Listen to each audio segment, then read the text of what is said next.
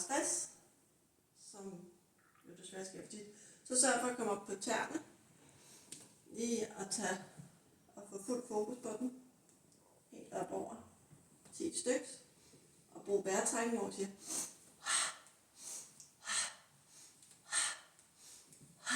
sørg for, at det er den rigtige vejrtrækning. Derefter, så skal vi hen og have fat i vores hofte, som der skal køres rundt. Store bevægelser starter altid først mod højre, og så kører vi mod venstre bagefter, så vi virkelig kommer ud og får fat i den.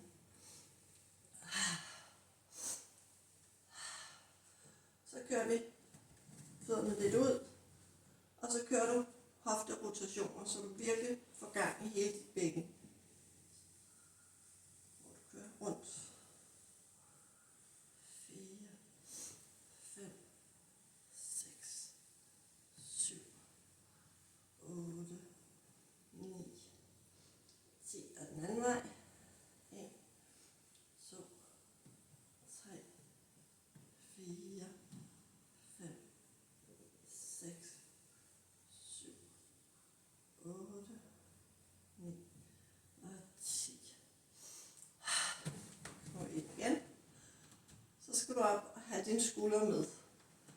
Det vil sige, sørg for at få dem godt tilbage. 3. Sørg for, at hænderne er slappet af og helt ind til kroppen, så det kun er skuldrene, du bruger. 10 gange tilbage og 10 gange frem. Hold op.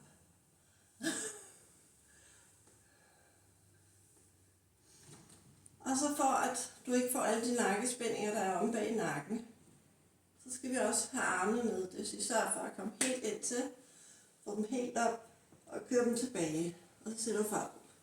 1, 2, 3, 4, 5, 6, 7, 8, 9, 10. Og den anden vej. 1, 2, 3, 4, 5, 6, 7, 8, 9 og 10. Og den sidste, som er rigtig, rigtig god for os igen at få det hele afspændt, det er den, hvor du tager knæene op, sørg for, at fødderne de er strukket, og så op og ned, op, ned.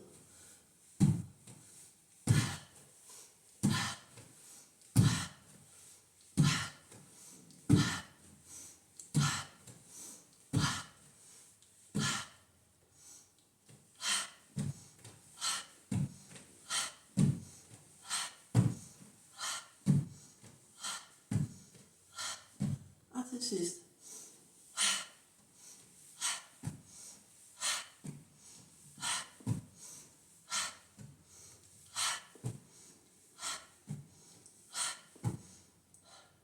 Sørg for, at alt, hvad du laver, når du afstresser dig, det er, at du både har fremad og tilbage er med lige meget power på, og sørg for, at dit åndedræt er med. Så hver gang du laver en øvelse, så i udgangen, så puster du ud, og når du tager ned tilbage, så trækker du ind. Så skal det nok gå.